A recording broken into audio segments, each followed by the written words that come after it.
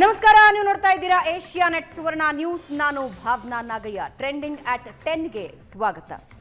ಒಂದು ಕಾಲ ಇತ್ತು, ಜನಸಂಖ್ಯೆ ನಿಯಂತ್ರಣ ಮಾಡಿದ್ರೆ ನಿಮಗೆ ಬೆನಿಫಿಟ್ಗಳೇನು ಅನ್ನೋದು ಸರ್ಕಾರ ಹೇಳ್ತಾ ಇದ್ವು. ಸರ್ಕಾರದಿಂದ ಈ ಯೋಜನೆಗಳ ಲಾಭ ನಿಮಗೆ ಆಗತ್ತೆ ಅಂತ ಜನಸಂಖ್ಯೆ ನಿಯಂತ್ರಣಕ್ಕೆ ತೆಗೆದುಕೊಂಡ ಇತಿಹಾಸದ ಕೆಲವೊಂದು ಕ್ರಮಗಳು ಕೂಡ ನಿಮ್ಮ ನೆನಪಿನಲ್ಲಿ ಇರಬಹುದು. ಆದರೆ ಇವತ್ತಿನ ಕಾಲಕ್ಕೆ ಜನಸಂಖ್ಯೆ ಹೆಚ್ಚು ಮಾಡಿಕೊಂಡ್ರೆ ನಿಮಗೆ ಬೆನಿಫಿಟ್ಸ್ ಸರ್ಕಾರದಿಂದ ಇದು ಅಂತ ಚಂದ್ರಬಾಬು ನಾಯ್ಡು ಅವರು ಈಗಾಗಲೇ ಘೋಷಣೆ ಮಾಡಿಬಿಟ್ಟಿದ್ದಾರೆ. ಹಾಗಾದ್ರೆ ಜನಸಂಖ್ಯೆ ಹೆಚ್ಚಳ ಮಾಡಿಕೊಳ್ಳುವ ಪರಿಸ್ಥಿತಿಗೆ ನಾವೆಲ್ಲರೂ ಬಂದು ನಿಂತಿದ್ದೀವಿ. ಯಾಕೆ ಬಂದು ನಿಂತಿದ್ದೀವಿ ಅನ್ನೋದರ ಡೀಟೇಲ್ ಮಾಹಿತಿಯನ್ನ ಹೊತ್ತು ಇವತ್ತಿನ ಈ ವಿಶೇಷ ಕಾರ್ಯಕ್ರಮದಲ್ಲಿ ನಾವು ನಿಮ್ಮ ಮುಂದೆ ಬಂದಿದ್ದೀವಿ. ಜನಸಂಖ್ಯೆ ಹೆಚ್ಚಳ ಮಾಡಿಕೊಳ್ಳದೇ ಇದ್ರೆ ಮುಂದಿನ ದಿನಗಳಲ್ಲಿ ದೇಶ ಉಳಿಯೋದೇ ಕಷ್ಟ ಅನ್ನೋ ಪರಿಸ್ಥಿತಿಗೆ ನಾವೆಲ್ಲರೂ ಬರ್ತೀವಿ. ಯಾಕೆ ಅನ್ನೋದನ್ನ ಮುಂದೆ ಹೇಳ್ತಾ ಹೋಗ್ತೀವಿ. ಜನಸಂಖ್ಯೆ ಹೆಚ್ಚಳಕ್ಕೆ ಆಂಧ್ರ ಪ್ರದೇಶ ಸರ್ಕಾರದಿಂದ ಒಂದು ಭರ್ಜರಿ ಆಫರ್. ಏನ ಆಫರ್? 3ನೇ ಮಗು ಹೆತ್ರೆ 30,000, 4ನೇ ಮಗು ಹೆತ್ರೆ 40,000. ಚಂದ್ರಬಾಬು ನಾಯ್ಡು ಅವರ ಮಹತ್ವದ ಘೋಷಣೆ ಇದು.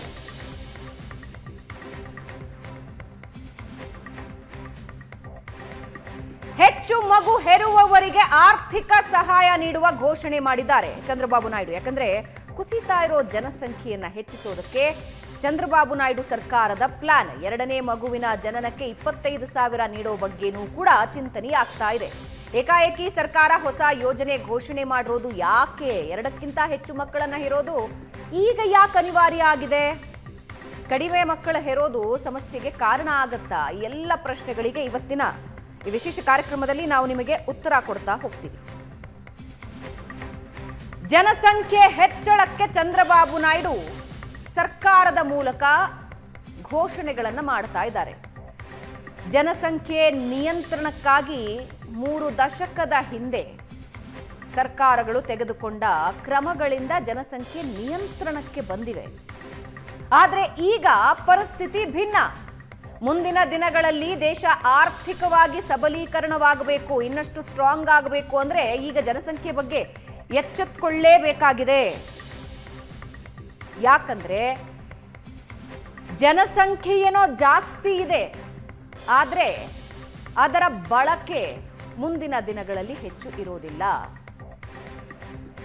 ಈಗಾಗಲೇ ಪ್ರಪಂಚದ 40 ದೇಶಗಳು ಈ ಪರಿಸ್ಥಿತಿನ ಎದುರಿಸ್ತಾ ಇವೆ.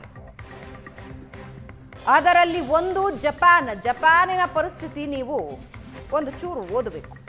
ಅವರ ಇಡೀ ಜನಸಂಖ್ಯೆಯಲ್ಲಿ 35% ಗಿಂತ ಜಾಸ್ತಿ 60+ ವಯಸ್ಸಿನವರಿದ್ದಾರೆ. ಜನಸಂಖ್ಯೆ ಕುಸಿತ ಆದ್ರೆ ಏನೇನೆಲ್ಲ ಪರಿಣಾಮ ಆಗತ್ತೆ ಅನ್ನೋದನ್ನ ನಮ್ಮ ಸ್ಕ್ರೀನ್ ನಲ್ಲಿ ನೀವು ನೋಡ್ತಾ ಇದ್ದೀರಾ. ಜಗತ್ತಿನ 40ಕ್ಕೂ ಹೆಚ್ಚು ರಾಷ್ಟ್ರಗಳಲ್ಲಿ ಜನಸಂಖ್ಯೆ ಕುಸಿತ ಆಗ್ತಾ ಇದ್ದು, ಜನಸಂಖ್ಯೆ ಕುಸಿತದಿಂದ ವೃದ್ಧರ ಸಂಖ್ಯೆ ಏರಿಕೆಯಾಗ್ತಾ ಇದೆ. ಆರೋಗ್ಯ ಕ್ಷೇತ್ರ ಉನ್ನತೀಕರಣ ಆಗ್ತಾ ಇರೋದ್ರಿಂದ ಮರಣ ಪ್ರಮಾಣ ಕಡಿಮೆಯಾಗ್ತಾ ಇದೆ. ಅಂದ್ರೆ ಜೀವಿತಾವಧಿ, ಬದುಕುವ ಪರ್ಸೆಂಟೇಜ್ ಜಾಸ್ತಿ ಆಗ್ತಾ ಇದೆ, ಜೀವಿತಾವಧಿಯ ಪ್ರಮಾಣ ಜಾಸ್ತಿ ಆಗ್ತಾ ಇದೆ. ಜನಸಂಖ್ಯೆ ಕುಸಿತ ಅಲ್ಲ, ಆದ್ರೆ ದುಡಿಯುವ ಕೈಗಳ ಕೊರತೆಯಾಗ್ತಾ ಇದೆ. ದುಡಿಯುವ ವರ್ಗದ ಕೊರತೆಯಿಂದಾಗಿ ಕೂತು ತಿನ್ನೋರ ಸಂಖ್ಯೆ ಜಾಸ್ತಿ ಆಗ್ತಾ ಇದೆ. ಇಂಟ್ರೆಸ್ಟಿಂಗ್ ಏನಂದ್ರೆ, ಯಾವ್ಯಾವ ರಾಷ್ಟ್ರಗಳಲ್ಲಿ ದುಡಿಯುವ ಕೈಗಳ ಕೊರತೆ ಆಗ್ತಾ ಇದೆಯೋ ಅವರು ರೋಬೋಗಳ ಮೇಲೆ ಅವಲಂಬಿತ ಆಗ್ತಾ ಇದ್ದಾರೆ. ಇದರ ಜೊತೆಗೆ ದೇಶದ ಆರ್ಥಿಕತೆಯ ಮೇಲೆ ದೊಡ್ಡ ಹೊಡೆತ. ಚಂದ್ರಬಾಬು ನಾಯ್ಡು ಅವರ ಘೋಷಣೆನ ನೀವು ಕೇಳಿಸ್ಕೊಂಡ್ರಿ. ಭಾರತದಲ್ಲಿ ಒಂದು ಸ್ಟಡೀಸ್ನ ಪ್ರಕಾರ, ಅಧ್ಯಯನದ ಪ್ರಕಾರ 2036ಕ್ಕೆ 23 ಕೋಟಿ ಜನಸಂಖ್ಯೆ 60+ ಏಜ್ ಅನ್ನ ದಾಟುತ್ತೆ ಅಂತ. ಕಳೆದ 2 ದಶಕಗಳಲ್ಲಿ ನಾವು ಕೇಳಿಸ್ಕೊಳ್ತಾ ಇದ್ದಿದ್ದು ಯಂಗೆಸ್ಟ್ ನೇಷನ್ ಅಂತ ಭಾರತ ಯುವ ದೇಶ ಅಂತ. ಆದ್ರೆ ಈಗ ವೃದ್ಧಾಪ್ಯದ ಕಡೆಗೆ ಹೋಗ್ತಾ ಇರೋದ್ರಿಂದ ಜನಸಂಖ್ಯೆ ಜಾಸ್ತಿ ಮಾಡಬೇಕು, ದುಡಿಯುವ ಕೈಗಳನ್ನ ಜಾಸ್ತಿ ಮಾಡಬೇಕು. ಕೂತು ತಿನ್ನೋರ ಸಂಖ್ಯೆ ಜಾಸ್ತಿ ಆದ್ರೆ ಆರ್ಥಿಕ ಹೊರೆಯೂ ಆಗತ್ತೆ, ಅಭಿವೃದ್ಧಿನೂ ಕುಂಠಿತ ಆಗತ್ತೆ. ಅದರಲ್ಲೂ ಪ್ರಮುಖವಾಗಿ ದಕ್ಷಿಣ ಭಾರತದಲ್ಲಿ ಜನಸಂಖ್ಯೆ ನಿಯಂತ್ರಣ ಬಹಳ ಚೆನ್ನಾಗಿ ಆಗಿದೆ ಉತ್ತರ ಭಾರತಕ್ಕೆ ಕಂಪೇರ್ ಮಾಡಿದ್ರೆ. ಹಾಗಾಗಿ ಇಲ್ಲಿ ಈಗ ಜನಸಂಖ್ಯೆ ಹೆಚ್ಚು ಮಾಡಬೇಕು. ಪೊಲಿಟಿಕಲ್ ಕಾರಣಗಳನ್ನ ನಾವು ಕೊಡ್ತಾ ಹೋಗಬಹುದು, ಆದರೆ ದೇಶದ ಅಭಿವೃದ್ಧಿಯ ಹಿನ್ನೆಲೆಯಲ್ಲಿ ಮಾತಾಡ್ತಾ ಹೋಗೋದಾದ್ರೆ ಮುಂದಿನ ದಿನಗಳಲ್ಲಿ ವೃದ್ಧ ದೇಶ ಆಗಬಾರದು ಅಂತ ಹೇಳಿದ್ರೆ ಜನಸಂಖ್ಯೆ ಜಾಸ್ತಿ ಆಗಬೇಕು, ದುಡಿಯುವ ಕೈಗಳು ಜಾಸ್ತಿ ಆಗಬೇಕು, ಆರ್ಥಿಕತೆಗೆ ಹಾನಿಯಾಗದ ರೀತಿಯಲ್ಲಿ ನೋಡ್ಕೊಳ್ಬೇಕಾಗತ್ತೆ. ಇನ್ನು ಚಂದ್ರಬಾಬು ನಾಯ್ಡು ಅವರ ಆತಂಕ ಏನು ಅಂತ ನೋಡೋದಾದ್ರೆ, ಚಂದ್ರಬಾಬು ನಾಯ್ಡು ಅವರ ಘೋಷಣೆ ಮಾಡಿದ್ದಾರೆ, ಆಂಧ್ರದಲ್ಲಿ ದಿನೇ ದಿನೇ ಜನನ ಪ್ರಮಾಣ ಕಡಿಮೆ ಆಗ್ತಾ ಇದೆ, ರಾಜ್ಯದಲ್ಲಿ ಒಟ್ಟು ಫಲವತ್ತತೆಯ ದರ ಕುಸಿತಾ ಇದೆ, 1.5ಕ್ಕೆ ಇಳಿಕೆಯಾಗಿದೆ.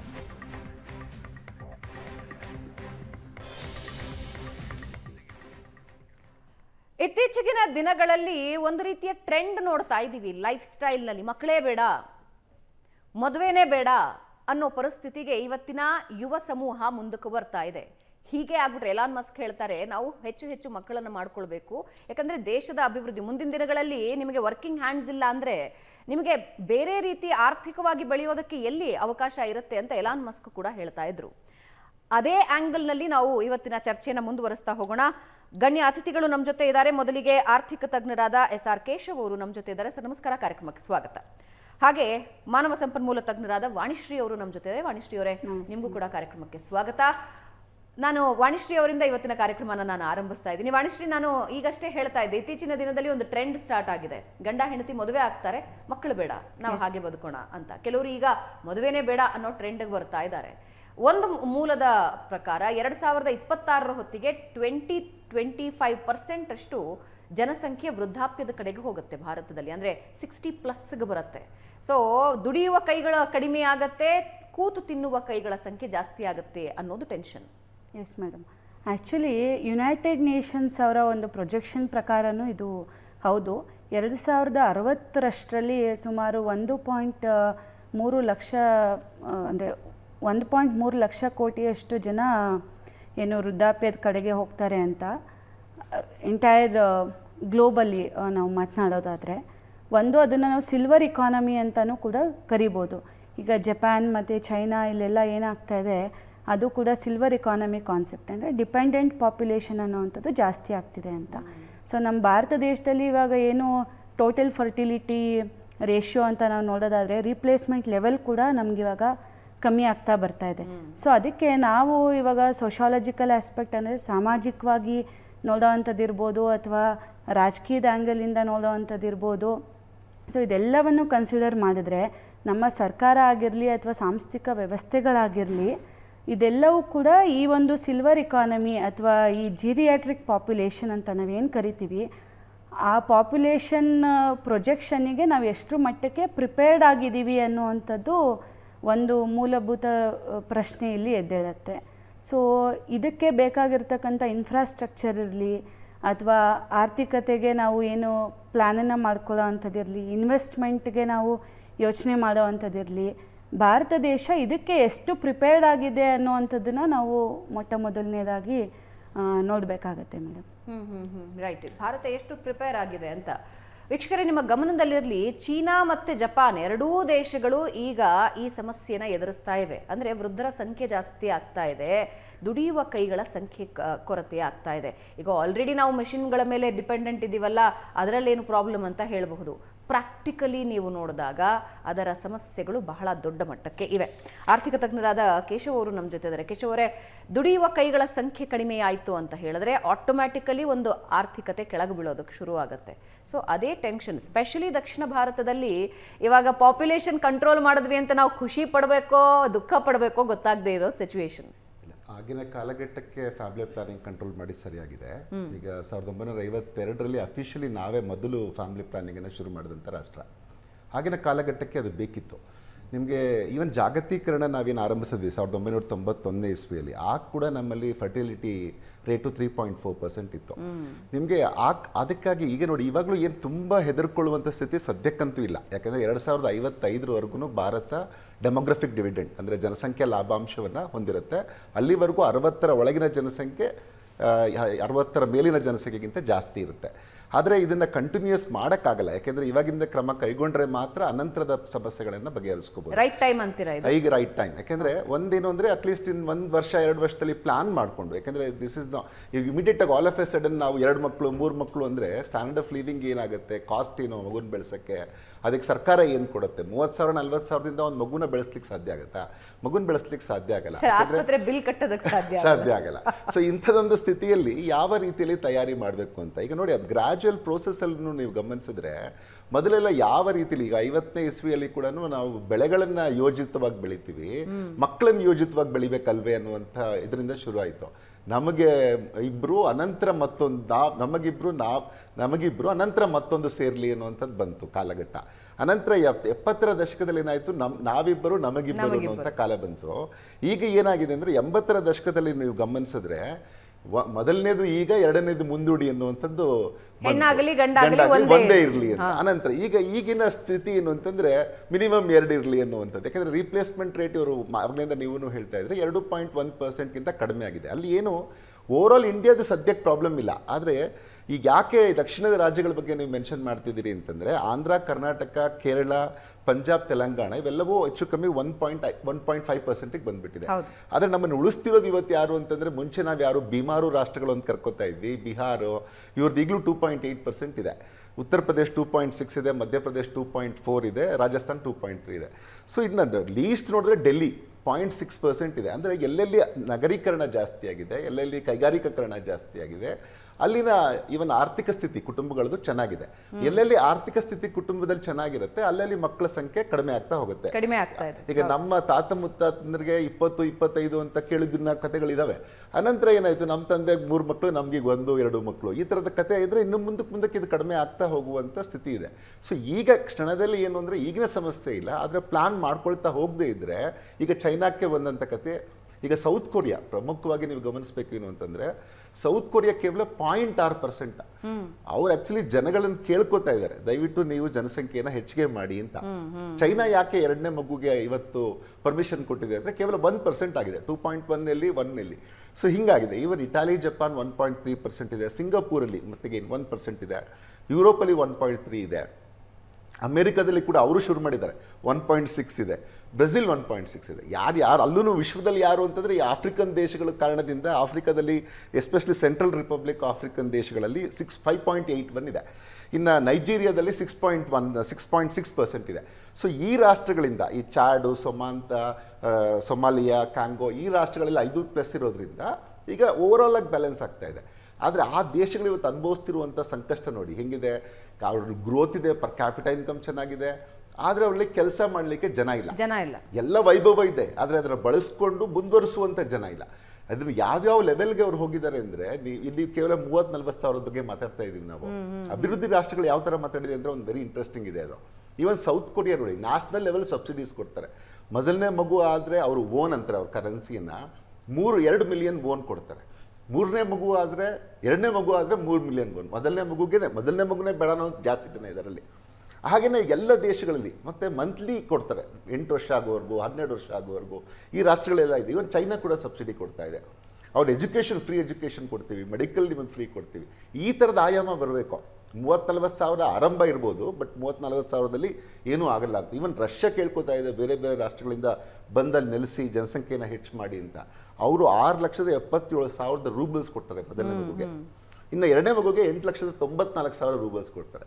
ಸೊ ಅವ್ರ ರಾಷ್ಟ್ರಗಳು ಇವನ್ ಮುಂದಕ್ಕೆ ಹೋದ್ರೆ ನೀವು ಈವನ್ ಜಪಾನ್ ಅಂತ ದೇಶಗಳಲ್ಲಿ ಕೂಡ ಅನೇಕ ಫೆಸಿಲಿಟಿ ಇದೆ. ಡೆನ್ಮಾರ್ಕ್ ಅಲ್ಲಿ ವಿಶೇಷವಾಗಿ ಡೂ ಇಟ್ ಡೆನ್ಮಾರ್ಕ್ ಅಂತ ಒಂದು ಕಾರ್ಯಕ್ರಮ ಆಚರಿಸ್ತಾರೆ ಅವರು. ಡೂ ಇಟ್ ಡೆನ್ಮಾರ್ಕ್ ಅಂತ ಏನಂದ್ರೆ, ಅಲ್ಲಿ ಟ್ರಾವೆಲ್ ಏಜೆನ್ಸೀಸ್ಗಳು ಕಪಲ್ಸ್ ಕರ್ಕೊಂಡು ಸಬ್ಸಿಡಿ ದರದಲ್ಲಿ ಅವರನ್ನ ಟೂರ್ಗೆ ಕರ್ಕೊಂಡು ಹೋಗ್ತಾರೆ. ಒಂದ್ ವೇಳೆ ಆ ಸಂದರ್ಭದಲ್ಲಿ ಏನಾದ್ರೂ ಅವರು ಕನ್ಸೀವ್ ಆಗಿದ್ದಾರೆ ಅಂತ ಪ್ರೂವ್ ಮಾಡಿದ್ರೆ ಇನ್ನು 2 ಟ್ರಿಪ್ ಫ್ರೀ ಇರುತ್ತೆ ಅವ್ರಿಗೆ. ಸೊ ಈ ತರದ ಕಾರ್ಯಕ್ರಮಗಳು ಈವನ್ ಸಿಂಗಾಪುರಲ್ಲಿ ನ್ಯಾಷನಲ್ ನೈಟ್ ಕ್ಯಾಂಪೇನ್ ಅಂತ ಮಾಡ್ತಾರೆ. ಸೊ ನ್ಯಾಷನಲ್ ನೈಟ್ ಕ್ಯಾಂಪೇನ್ ಅಲ್ಲಿ ಏನಂದ್ರೆ ಪೂರ್ತಿ ಅವ್ರಿಗೆ ಇಡೀ ಜಗತ್ತಿಗೆ, ಅಂದ್ರೆ ಆ ಸಿಂಗಾಪುರಿನ ನಾಡಿಗೆ ಹಬ್ಬ. ಅವ್ರು ಹೇಳ್ತಾರೆ, ಇವತ್ತು ನೀವು ಪ್ರೊಕ್ರಿಯೇಷನ್ ಅಲ್ಲಿ ತೊಡಗಿ, ಯಾಕೆಂದ್ರೆ ನೀವು ತೊಡಗದ ದೇಶಕ್ಕೆ ಅದು ನೀವು ಲಾಭ ಮಾಡ್ದಂಗೆ ಅಂತ. ಸೊ ಈ ಥರದ ಅನೇಕ ಕಾರ್ಯಕ್ರಮಗಳು ನೋಡಿದ್ವಿ. ಅಂದ್ರೆ ಆ ಕಾರ್ಯಕ್ರಮದ ಜೊತೆಗೆ ಅವ್ರೇನು ಮಾಡ್ತಾ ಇದ್ದಾರೆ, ಸಬ್ಸಿಡಿ ಕೊಡ್ತಾ ಇದ್ದಾರೆ, ಸಾಕಷ್ಟು ಹಣ ಕೊಡ್ತಾ ಇದ್ದಾರೆ ಜನಕ್ಕೆ, ಎಜುಕೇಷನ್ ಫ್ರೀ ಕೊಡ್ತಾ ಇದ್ದಾರೆ. ಮೆಡಿಸಿನ್ ಫ್ರೀ ಕೊಡ್ತಾ ಇದ್ದಾರೆ. ಇವೆಲ್ಲ ಆದರೆ ಮಾತ್ರ ಈ ಥರದ ಜನಸಂಖ್ಯೆ ಜಾಸ್ತಿ ಆಗ್ಲಿಕ್ಕೆ ಸಾಧ್ಯ ಆಗುತ್ತೆ. ನಾವು ಇಲ್ಲಿದ್ರೆ ತುಂಬ ಕಷ್ಟ ಇದೆ, ಮುಂದಿನ ದಿನಗಳಲ್ಲಿ ತುಂಬ ಕಷ್ಟ ಇದೆ. ನಾನು ಫಸ್ಟ್ PUC ಓದುವಾಗ ಇನ್ನೂ ನೆನಪಿದೆ ನನಗೆ, ನಮ್ಮ ಎಕನಾಮಿಕ್ಸ್ ಟೆಕ್ಸ್ಟ್ ಬುಕ್ ಅಲ್ಲಿ, ಇಂಡಿಯನ್ ಎಕನಾಮಿಕ್ಸ್ ಅಲ್ಲಿ ಇರ್ತಾ ಇತ್ತು, procreation is the only recreation in the Indian economy ಅಂತ ಇರ್ತಾ ಇತ್ತು. ಇವತ್ತು ಅಂತ ಸ್ಥಿತಿ ಇಲ್ಲ. ಇವತ್ತಿನ ಸ್ಥಿತಿ ಬದಲಾಗಿದೆ. ಇವತ್ತಿನ ಸ್ಥಿತಿ ಏನಂದ್ರೆ ಕ್ರಮೇಣ ಹೆಚ್ಚು ಮಾಡ್ತಾ ಹೋಗ್ಬೇಕಾಗತ್ತೆ. ಆಲ್ ಆಫ್ ಎ ಸಡನ್ ಮತ್ತೆ ಇನ್ನೂ ಶಾಕ್ ಒಳಗಾಗೋದು ಬೇಡ, ಕ್ರಮೇಣ ಹೆಚ್ಚು ಮಾಡಬೇಕಾಗತ್ತೆ. ಮತ್ತೆ ನಮ್ಮ ಮ್ಯಾರೇಜ್ ಇನ್ಸ್ಟಿಟ್ಯೂಷನ್ ನ ಗಟ್ಟಿಗೊಳಿಸ್ಬೇಕಾಗತ್ತೆ. ಈ ತರ ಮಾಡ್ತಾ ಹೋದ್ರೆ ಚೆನ್ನಾಗಾಗತ್ತೆ ಅಂತ ಅನ್ಸುತ್ತೆ. ರೈಟ್.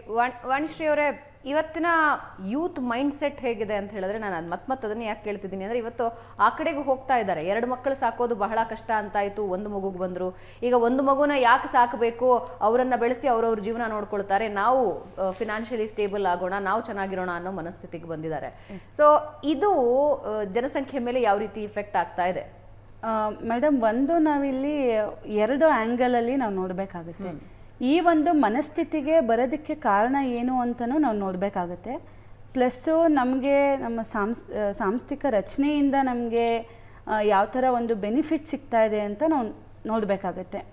ಸೊ ನಾವಿವಾಗ 2 ಮಕ್ಕಳು ಅಥವಾ 1 ಮಕ್ಕಳು ಅಥವಾ ನೋ ಚೈಲ್ಡ್ ಪಾಲಿಸಿಗೆ ನಾವು ಇವಾಗ ತುಂಬ ಜನ ಯೂತ್ಸ್ಗಳು ಹೋಗ್ತಾ ಇರೋದ್ರಿಂದ, ಅಥವಾ 2 ಮಕ್ಕಳು ಇಲ್ಲ, ನೋ ಚೈಲ್ಡ್ ಪಾಲಿಸಿಗೆ ಹೋಗ್ತಾ ಇರೋದ್ರಿಂದ, ಒಂದು ನಮ್ಮಲ್ಲೇ ನಮ್ಮ ಭಾರತ ದೇಶದಲ್ಲಿ ಇರ್ತಕ್ಕಂಥ ವ್ಯವಸ್ಥೆ ಅಂದರೆ ಚೈಲ್ಡ್ ಕೇರ್ ಇನ್ಸ್ಟಿಟ್ಯೂಷನ್ಸ್. ಈಗ ನಮ್ಮಲ್ಲಿ ICDS ಅಂತ ಇದೆ, ಇಂಟಗ್ರೇಟೆಡ್ ಚೈಲ್ಡ್ ಡೆವಲಪ್ಮೆಂಟ್ ಸ್ಕೀಮ್ ಅಂತ. ಅಂಗನವಾಡಿ ಏನು ಸ್ಕೂಲ್ಗಳಿದ್ದಾವೆ. ಸೊ ಅಲ್ಲಿ ಅರ್ಲಿ ಚೈಲ್ಡ್ಹುಡ್ ಕೇರ್ ಆ್ಯಂಡ್ ಎಜುಕೇಷನನ್ನು ಪ್ರೊವೈಡ್ ಮಾಡ್ತಾರೆ, ನ್ಯೂಟ್ರಿಷನಲ್ ಆಸ್ಪೆಕ್ಟನ್ನು ಅವರು ಕವರ್ ಮಾಡ್ತಾರೆ, ಹೆಲ್ತ್ ಆಸ್ಪೆಕ್ಟನ್ನು ಕವರ್ ಮಾಡ್ತಾ ಇದ್ದಾರೆ. ಇಮ್ಯುನೈಸೇಷನ್ ಇರ್ಬೋದು, ಅಥವಾ ಒಳ್ಳೆಯ ಪೌಷ್ಟಿಕಾಂಶ ಉಳ್ಳಂಥ ಆಹಾರಗಳನ್ನು ಕೊಡೋವಂಥದ್ದು ಇರ್ಬೋದು. ಬಟ್ ಆದರೆ ಇದು ಎಷ್ಟು ಸ್ಟ್ರೆಂಥನ್ ಆಗಿದೆ ಅನ್ನೋದ್ರ ಮೇಲೆ ನಾವು ಗಮನ ಹರಿಸ್ಬೇಕಾಗತ್ತೆ. ಸೊ ಮಕ್ಕಳನ್ನ ನೋಡ್ಕೊಳ್ಳೋದಕ್ಕೆ ಅವರಷ್ಟೇ ಕೇರ್ ಮಾಡ್ತಕ್ಕಂಥ ವ್ಯವಸ್ಥೆಯನ್ನು, ಪರ್ಯಾಯ ವ್ಯವಸ್ಥೆಯನ್ನು ನಾವು ನಮ್ಮ ಸರ್ಕಾರದ ವತಿಯಿಂದ ಆಗಿರಲಿ ಅಥವಾ ನಾನ್ ಗವರ್ನಮೆಂಟಲ್ ಆರ್ಗನೈಸೇಷನ್ಸ್ ಸಹಭಾಗಿತ್ವದಲ್ಲಿರಲಿ ನಾವು ಮಾಡಿದ್ದೇ ಆಯಿತು ಅಂತಂದರೆ ಪೇರೆಂಟ್ಸಿಗೂ ಒಂದು ನಮಗೂ ಹೊರೆ ಕಮ್ಮಿ ಆಗತ್ತೆ ಅಂತ ಒಂದು ಭರವಸೆ ಮೂಡುತ್ತೆ.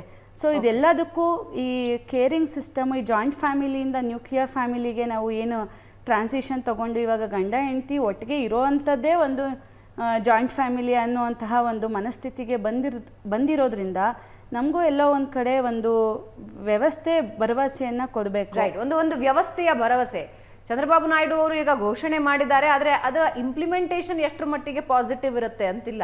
ಯಾಕಂದರೆ ಮಗುನ ಹೆತ್ತು 30-40 ಸಾವಿರ ರೂಪಾಯಿ ತೊಗೊಂಡ್ಬಿಟ್ರೆ ಅಲ್ಲಿಗೆ ಮುಗಿಯೋದಿಲ್ಲ ಕೆಲಸ. ಅದರ ಕೇರ್ ಇರುತ್ತೆ, ಎಜುಕೇಷನ್ ಇರುತ್ತೆ, ಅದರ ಬೆಳವಣಿಗೆ ಇರುತ್ತೆ, ಅದರ ಹೊರೆ ಯಾರು ನೋಡ್ಕೊಳ್ಳೋದು ಅನ್ನೋದು ಟೆನ್ಷನ್. ನಿಮ್ಮೆಲ್ರಿಗೂ ಅನ್ನಿಸ್ತಾ ಇರಬಹುದು, ಇನ್ನೂ 2-3 ದಶಕ ಇದೆಯಲ್ಲ ಟೆನ್ಷನ್ ಮಾಡ್ಕೊಳ್ಳೋದಕ್ಕೆ, ಈಗ ಯಾಕೆ ಕೇರ್ ತಗೋಬೇಕು ಅಂತ. ಈಗ ಕೇರ್ ತಗೊಂಡ್ರೆ ಮುಂದಿನ ದಿನಗಳಲ್ಲಿ ಆರ್ಥಿಕ ಕುಸಿತ, ಸಾಮಾಜಿಕ ಕುಸಿತನ ತಡೆಯೋದಕ್ಕೆ this is the right time ಅಂತ ಆರ್ಥಿಕ ತಜ್ಞರಾದ ಕೇಶವ್ ಅವರು ಹೇಳ್ತಾ ಇದ್ದಾರೆ. ವಾಪಸ್ ಬರ್ತೀವಿ ಚಿಕ್ಕ ಬ್ರೇಕ್ ಆದ್ಮೇಲೆ.